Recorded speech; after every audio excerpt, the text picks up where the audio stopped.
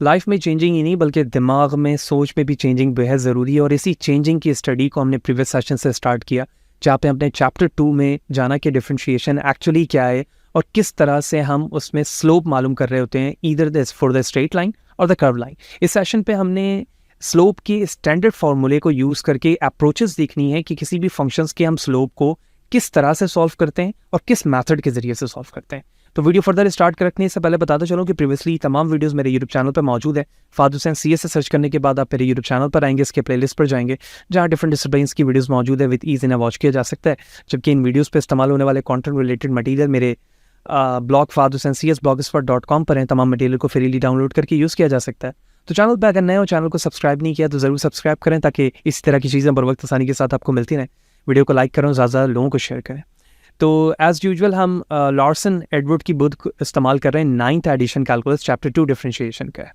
तो अगर मैं अप्रोच की बात करूं कि किसी भी फंक्शंस को या किसी भी फंक्शंस के हम स्लोप को विच मीन टेंजेंट लाइन को कैसे फाइंड करते हैं, तो हमने प्रीवियस सेशन पे जहाँ पर एंड किया था वहाँ पर हमने देखा था कि कर्व लाइन पर एक टेंजेंट लाइन और फिर सीकेंड लाइन बनाई जाती है और सीकेंड लाइन्स के सेकंड पॉइंट को इतना कम किया जाता है कि वो फर्स्ट पॉइंट के इतने नियरेस्ट आ जाए कि वो ऑलमोस्ट उसका जो डिफरेंस है वो ज़ीरो हो जाए। लेकिन हम एक्चुअल ज़ीरो कंसीडर नहीं करते बल्कि 10 to 0 कंसीडर करते हैं ताकि हम उस स्पेसिफिक पॉइंट के कर्व की वैल्यूज़ या टेंजेंट के स्लोप को जान सकें। फिर हमने लिमिट के अप्रोच को वहाँ पर इस्तेमाल होता हुआ देखा। चैप्टर 1 में हम लिमिट को जान चुके हैं कि लिमिट के ज़रिए से हमें ये बात समझ में आती है कि किसी पॉइंट के नियरेस्ट क्या हो रहा है। ठीक है, इसकी बहुत सारी एग्जांपल हो सकती हैं। हम बहुत दफ़ा ऐसे पॉइंट पर नहीं पहुंच पाते जहां पर हमें हमारे जो डेस्टिनेशन होता है, क्योंकि मुमकिन है कि उस डेस्टिनेशन पर कुछ ऐसी चीज़ मौजूद हो जो हमें नुकसान पहुंचाए। तो क्या हम उसके नियरेस्ट पहुंच कर देख सकते हैं कि एक्चुअली वहाँ क्या हो रहा है? वॉर, जंग, इसकी एक प्रॉपर एग्जाम्पल होती है। ठीक है, जिसमें स्पाई को भेजा जाता है कि आप उसके नियरेस्ट से देख कर आओ कि एक्चुअल वहाँ पर क्या हो रहा है। ठीक है, तो ये कुछ रियल लाइफ भी एग्जाम्पल्स हो सकती हैं। खैर, तो definition of the tangent line with respect to the slope of m if f is a function here define in a open interval. ठीक है, हम क्लोज इंटरवल, ओपन इंटरवल, ये सारी चीज़ें जान चुके हैं। ओपन इंटरवल का मतलब है कि एक्चुअल जो पॉइंट होगा वो इंक्लूड नहीं होगा फंक्शन के रेंज में। Containing c and if the limit change of x is 10 to 0, तो वी कैन राइट हेयर, अच्छा यहाँ पर सी लिखा गया, एक्स की जगह पर वेरिएबल कोई भी हो सकता है। तो limit change of x is 10 to 0 where F of c plus del x minus F of सी, यानी मैं सी की जगह एक्स लिख सकता हूँ, divide by change of x and that is equal to M. ये हमारा स्टैंडर्ड फॉर्मूला है to find the slope of the curve line. So x is then the line passing through C comma F x या F C, यानी वो दो point से वो line गुजर रही हो with slope m is a tangent line to the graph of f at the point c comma f of c. ठीक है, प्रीवियस सेशन आपने जरूर देखा हुआ, आई एम श्योर ये चीज़ समझना आपको कोई भी मुश्किलात नहीं हो रही होगी जो मैं यहाँ पर बता रहा हूँ। अब हमें स्लोप मालूम करना है इस फंक्शन का। ठीक है, f of x equal to 2x। ठीक है, अब आपने अगर पहले ही कभी स्लोप निकाला हो या आपने कैलकुलस की इस टॉपिक को पहले पढ़ा हो तो आप डायरेक्टली पता क्या कहेंगे, सर आप ये सारे पॉइंट्स को क्यों यूज़ कर रहे हैं? आप डायरेक्टली यहाँ पर इस तरह से भी तो कह सकते हैं कि जो इस तरह आपने फर्स्ट वीडियो में कहा कि डेरिवेटिव को एफ बार एक्स से भी रिप्रेजेंट किया जा सकता है, और उसके बाद आप डायरेक्टली ये भी तो कह सकते हैं कि इसकी वैल्यू 2 आएगी। क्यों? 2 ऑफ एक्स की जगह मैं डायरेक्ट 2 लिख सकता हूँ और सी जो है कांस्टेंट वैल्यू है तो उसकी जगह 0 लिखा जाएगा। लेकिन ये चीज़ हम बाद में डिस्कस करेंगे। अभी हमें डेफिनेशन और स्टैंडर्ड फार्मूले से प्रूव करना है कि 2x - 3 का जो स्लोप आएगा वो 2 आएगा, जबकि पॉइंट जो वैल्यूज दी गई है वो क्या दी गई है? 2,1 दी गई है। ठीक है, x 2 है, y वैल्यू 1 है। ठीक, to find the slope of the graph of x when x equal to या c इक्वल टू 2, क्योंकि यहाँ पर x की वैल्यू दी गई है जिसे c से रिप्रेजेंट किया जा रहा है, you can apply the definition of the slope of the tangent line as shown. अब ये जो हमारा स्टैंडर्ड फार्मूला था, इस फार्मूले पे हम अपनी वैल्यूज को पुट कर रहे हैं। देखें, f of c plus change of x, तो ये जो चेंज ऑफ सिंपल सी की अगर मैं बात करूं तो सी की जगह मैंने 2 लिख दिया, चेंज ऑफ एक्स की वैल्यू चेंज ऑफ एक्स में रही। अब क्योंकि ये 2x - 3 है तो डायरेक्टली मैं सी की जगह 2x - 3 लिख सकता हूं, लेकिन मैंने 3 को बाहर लिखा, आप चाहें तो एक साथ लिख सकते हैं। बाकी एफ ऑफ सी की जगह डायरेक्टली मैंने पूरा फंक्शन लिख दिया 2x - 3, तो ये x की वैल्यू हमें गिवन थी 2, तो मैंने लिख दिया 2 या 2 मल्टीप्लाई बाय 2 - 3, इसकी मैं बात कर रहा हूँ। ठीक है, जबकि यहाँ पर भी एफ ऑफ सी था और ये एफ ऑफ एक्स के साथ एफ के साथ चेंज ऑफ डेल एक्स मौजूद है, तो इस पूरी जगह पर एफ ऑफ सी के मैंने ये लिख दिया। -3 को आप सेपरेट करें ना करें बात वही है, अगर साथ भी लिख दें तो बात वही होती है। ठीक है, अब हमने इसको मल्टीप्लाई किया और सिंप्लीफाई किया, तो सिंप्लीफाई होने के बाद इस तरह से वैल्यूज आ गई, ये प्लस का 4 माइनस का 4 प्लस का 3 माइनस का 3। ठीक है, जबकि 2 del x divide by del x, del x से डेल एक्स कैंसिल हो गया और 2 बच गया। अब अगर मैं लिमिट की बात करूं तो चेंज ऑफ एक्स किस पे टेंड हो रहा है, 0, जबकि यहाँ पर डेल ऑफ एक्स है ही नहीं।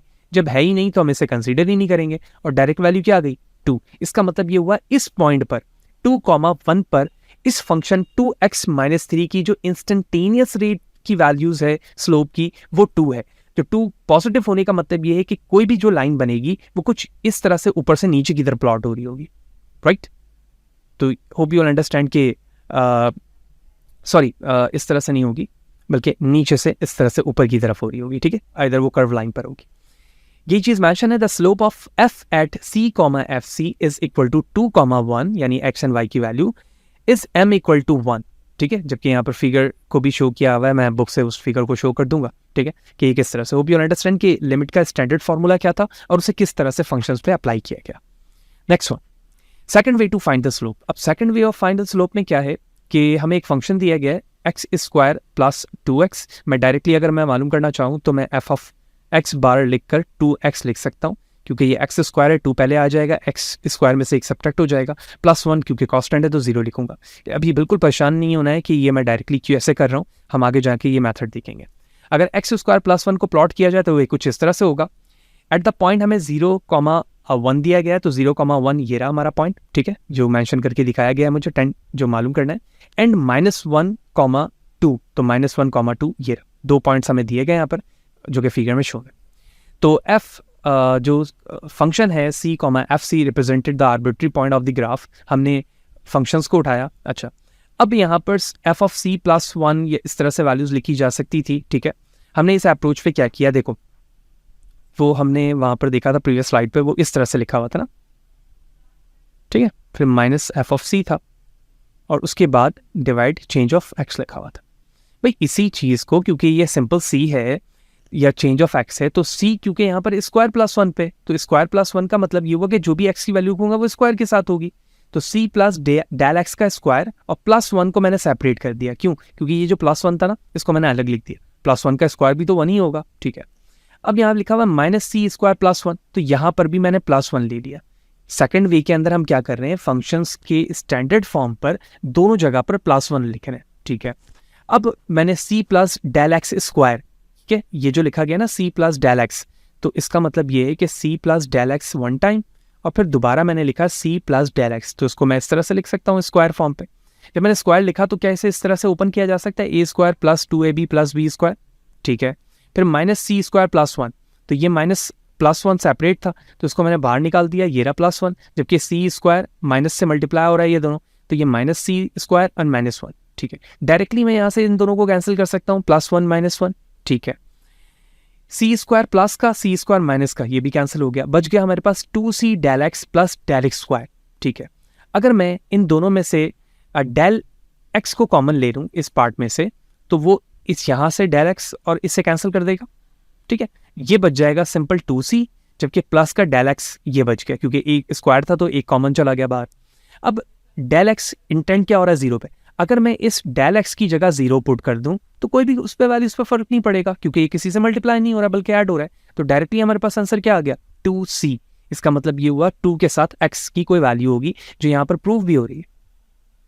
इस तरह से सेकंड वे पर सेम जो लिमिट का फॉर्मूला था उसमें बस एक इजाफा किया गया कि बोथ वे पर +1 करके सॉल्व करके दिखाया गया, ठीक है। So the slope at any point c, fc on the graph of f is m equal to 2c at the point 0, 1 and the slope is m is equal to 2, 0। अच्छा, अब ये बड़ी इंपॉर्टेंट चीज़ है, ये 2c तो standard form आ गया।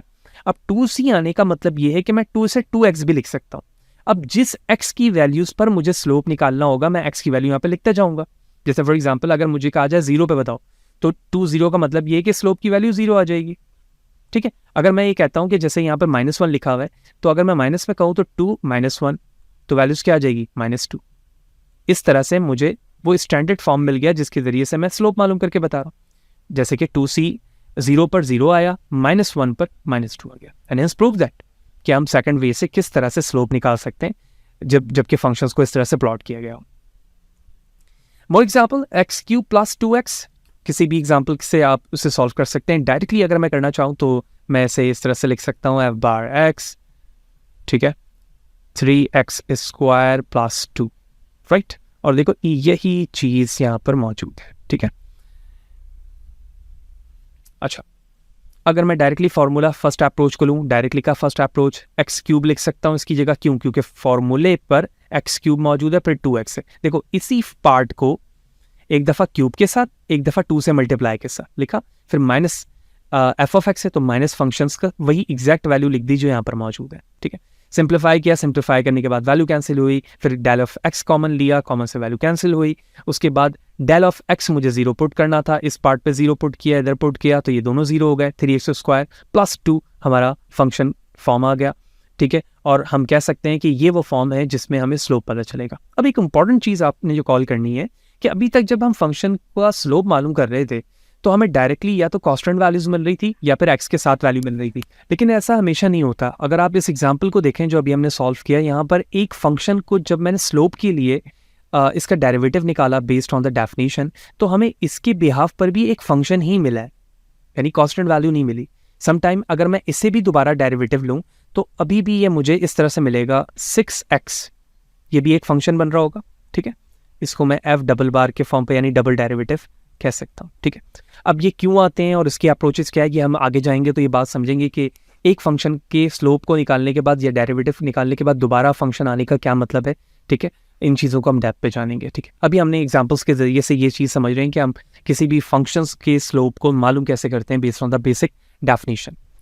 The next one, find the slope of the F bar x, you can say, जबकि function हमारे पास जो मौजूद है वो रेडिकल फॉर्म पर है स्क्वायर रूट ऑफ एक्स। तो इस फंक्शन को क्या मैं यूँ लिख सकता हूँ, f of x is equal to x to power 1/2, ठीक है, 1/2 लिखा जा सकता है। अब हमें स्लोप मालूम करना है इसका 1,1 एंड 0,0 पर, यानी जब ये 1,1 एंड 4,2 पर discuss the behaviour of the function at 0,0, जबकि हमें बिहेवियर बताना है 0,0 पे क्या होगा। देखो हम डायरेक्टली अगर इस फंक्शन को फंक्शन के प्रोसीजरल फॉर्म पर फिट करें जैसे यहाँ पर होता है, तो जो फंक्शन पार्ट था हम डायरेक्टली लिख दिया square root x plus del x, अगर कोई वैल्यूज एक्स के साथ होती वो भी लिखता मैं।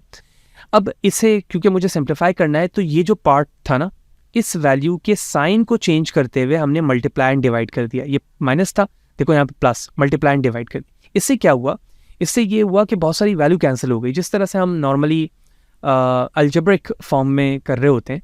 तो इससे हमें इस तरह की कुछ वैल्यूज़ मिली, यहाँ से हमने plus and minus del x को कैंसिल कर दिया, ऊपर डेल एक्स था, ये डेल एक्स कॉमन लिया, ये मिल गया। अब हमें मिल गया value 1 square root x plus del x plus square root of x.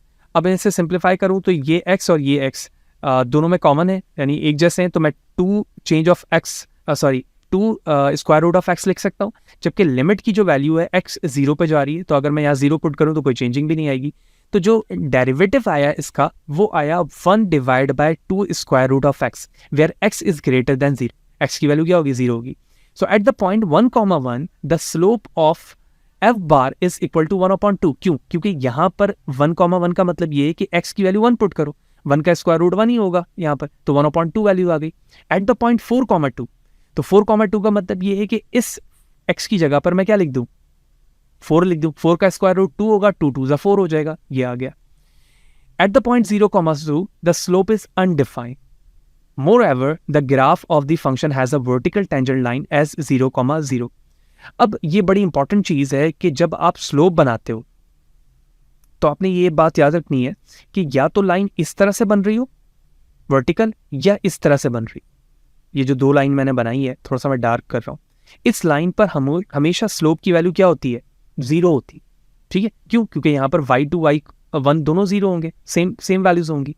तो बिहाफ ऑफ दिस यहाँ पर 0,0 पर वर्टिकल टेंजेंट लाइन बनेगी और वहाँ पर स्लोप की वैल्यू क्या हो जाएगी, अनडिफाइन हो जाएगी, क्योंकि आप x की वैल्यू 0 पुट करो, 0 मल्टीप्लाई बाय 0, 2 मल्टीप्लाई बाय 0 हो जाएगी। तो इस तरह से हमने ये कॉन्सेप्ट भी समझ लिया कि रेडिकल फॉर्म पर फंक्शंस अगर हमें दिया जाए तो हम उसे किस तरह से सॉल्व कर रहे होते हैं। So that is a basic thing जिसमें हमने फंक्शंस को सॉल्व करना देखा by using a tangent slope form और उसके फॉर्मेट देखे। अब हम इतने स्टैंडर्ड वे पर समझ चुके हैं इन चीज़ों को कि हम जैसे जैसे इन डेप्थ पे जाएंगे चीज़ों को समझना हमारे लिए मज़ीद आसान होगा। नेक्स्ट सेशन पे जाएंगे तो हम वर्टिकल टेंजेंट लाइन को डिस्कस करेंगे, जैसे अभी मैंने यहाँ पर रफ बताया आपको कि ये क्या होता है, कंटिन्यूटी, डिफरेंशिएबिलिटी, ये सारी चीज़ों को हम जान सकेंगे। इसी तरह से जुड़े रहें, वीडियो को लाइक करें, ज़्यादा लोगों को शेयर करें, और कोई सवाल है, कोई चीज़ अगर समझ में ना आई हो कमेंट सेक्शन पर ज़रूर पूछा, कोशिश करूँगा सवाल सबको बराबर जवाब दे सकूँ। वीडियो को लाइक करें, ज़्यादा लोगों को शेयर करें। नेक्स्ट सेशन में मिलते हैं, सी यू देयर।